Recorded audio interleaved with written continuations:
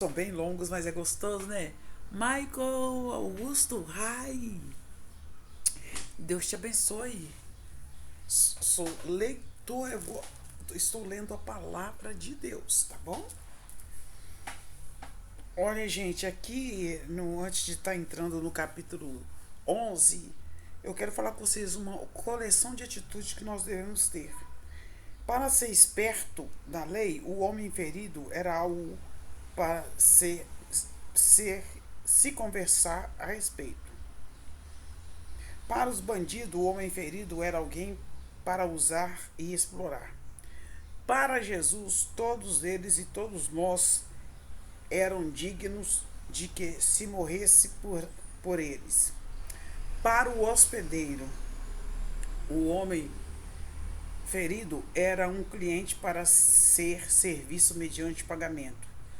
Para os religiosos, o homem ferido era um problema a ser evitado. É melhor evitar, né? Como se diz, né?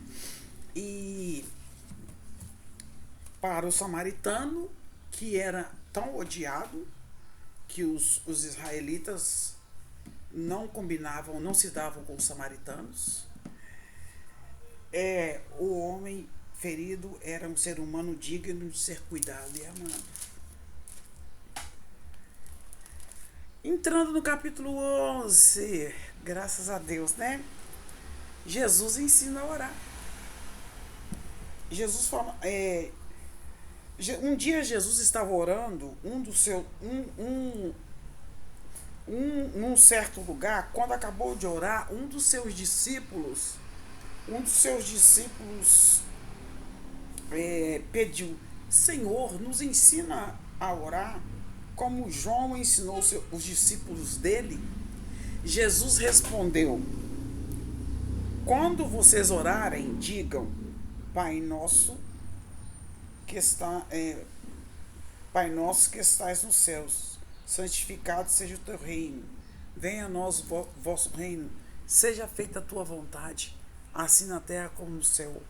O pão nosso cada dia nos dai hoje. Perdoa as nossas dívidas, assim como nós perdoamos os nossos devedores. Não nos deixeis cair em tentação, mas livra-nos do mal. Amém.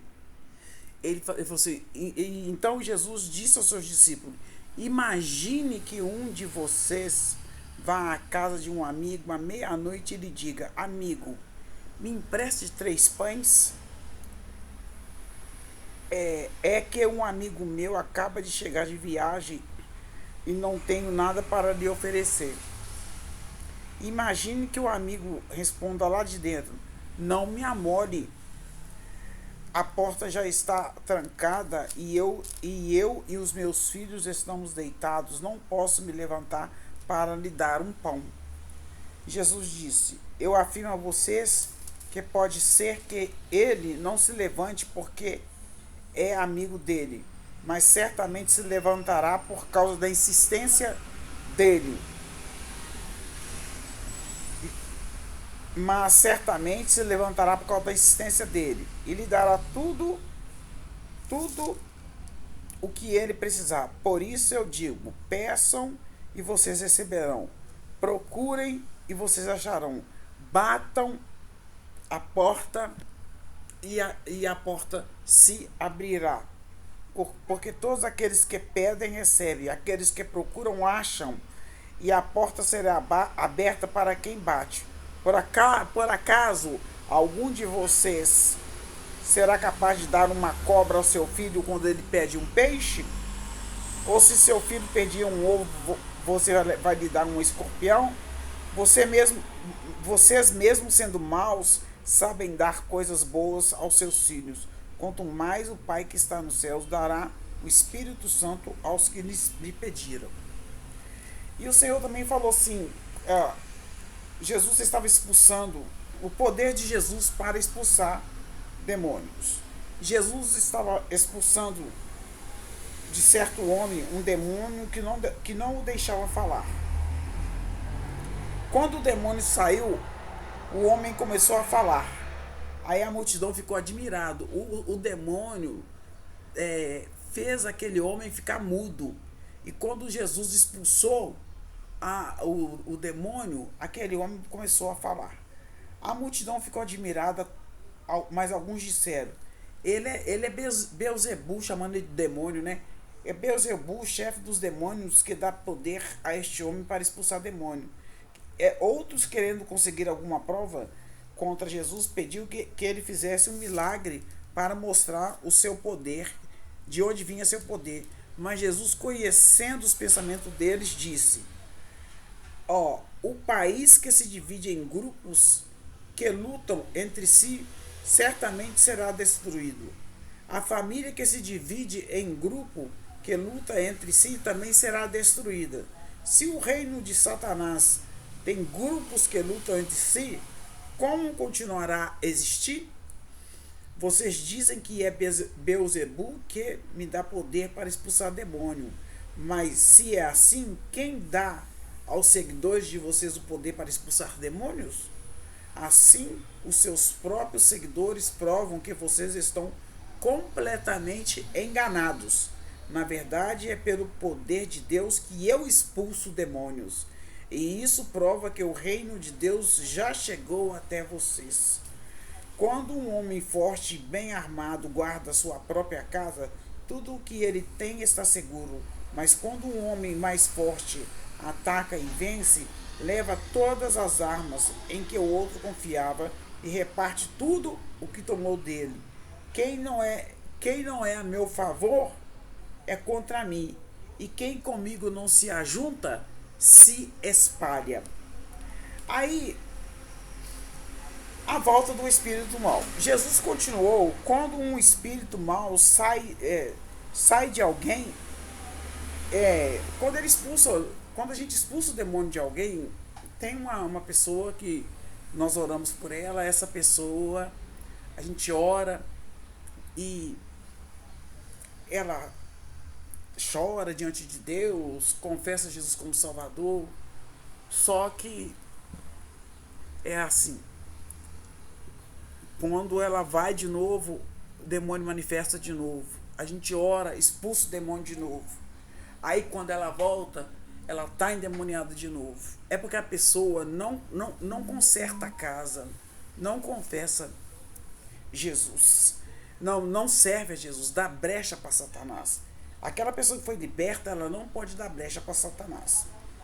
Então o que ele está falando assim: olha, quando o espírito mau sai de alguém, anda por lugares sem água, procurando de onde descansar, mas não encontra, então diz: vou voltar para minha casa de onde saí.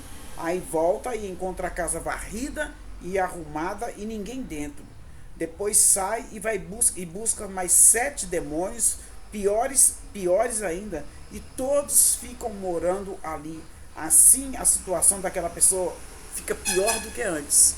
Se orou para a pessoa, o demônio saiu e ela não tomou posição, o demônio vai, o que saiu, busca mais 7 demônios e eles vão morar na pessoa. Então, se você for liberta, você tem que entregar sua vida para Jesus. Quando eu faço uma oração para a pessoa endemoniada, eu já convido ela para aceitar Jesus, para o Satanás não achar a casa vazia.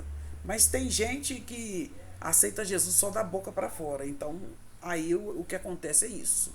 Cisele, diferente, nunca vi esse nome, diferente mesmo. Beijo, querida. Depois, Jesus fala da verdadeira felicidade. Você quer saber qual é a verdadeira felicidade? Quando Jesus acabou de dizer isso, uma mulher que estava no meio da multidão gritou para Jesus: oh, como é feliz a mulher que pôs o Senhor no mundo e o amamentou, hein? Como se diz, a mulher que colocou você no mundo deve ser muito feliz. Uma pessoa a pessoa com tanto poder, com tanta autoridade. Mas Jesus respondeu: mais felizes são aqueles que ouvem a mensagem de Deus e obedecem à lei de Deus. Quanta sabedoria, né?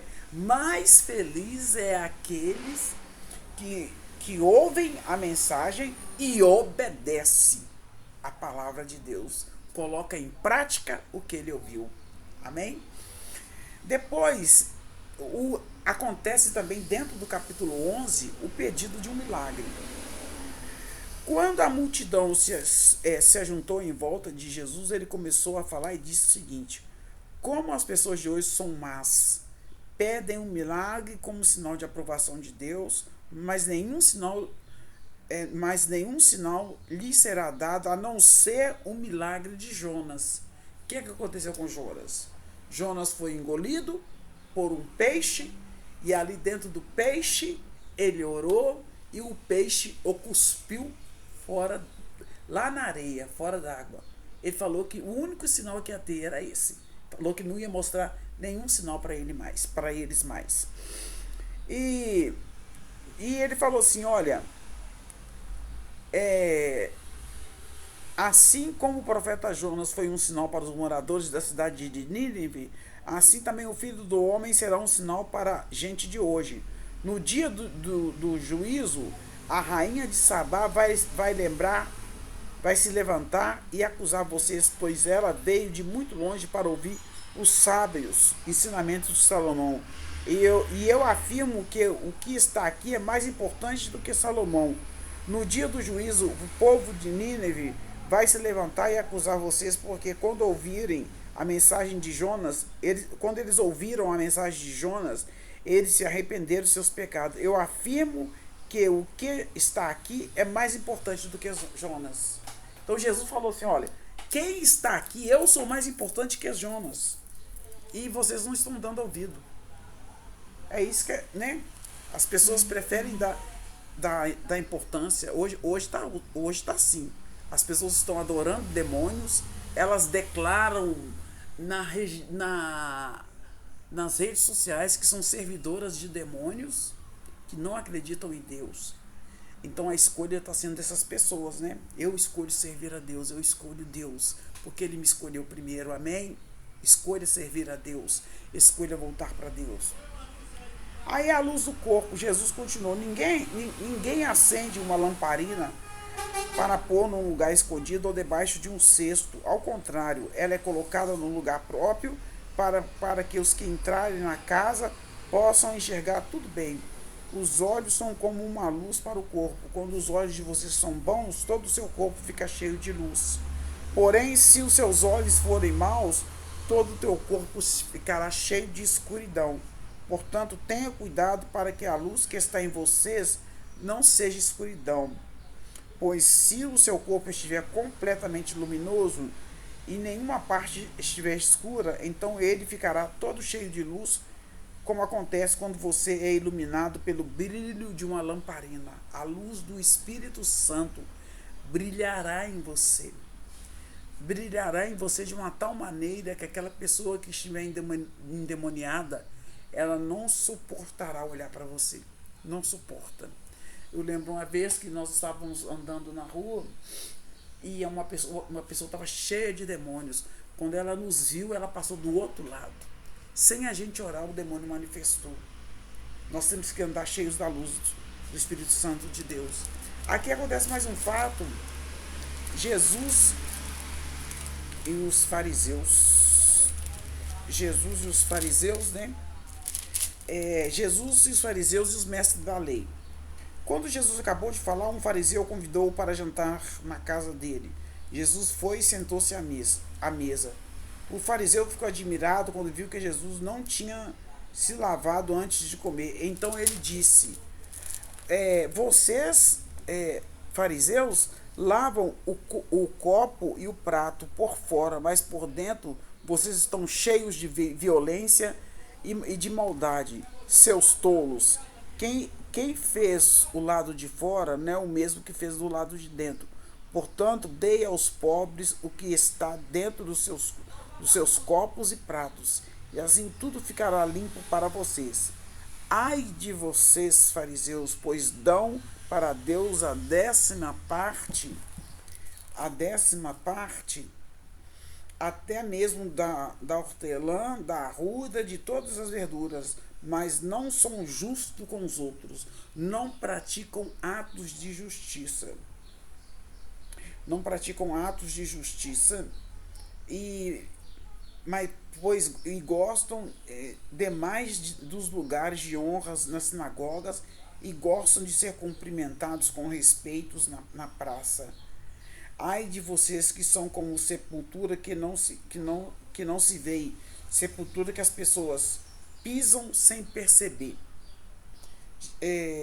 Então um mestre da lei disse a Jesus: Mestre, falando assim, o Senhor está nos ofendendo demais.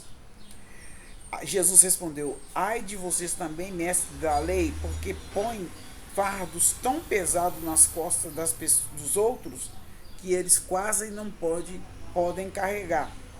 Eles não aguentam, mas vocês mesmos não ajudam. Impõem peso para as pessoas, impõem coisas para eles fazerem que vocês mesmos não fazem. Né?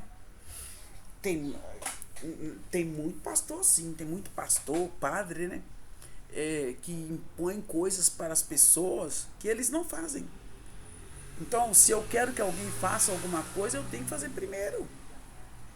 Eu quero, se meu desejo é que vocês leiam a Bíblia, eu estou lendo a Bíblia primeiro com vocês, né?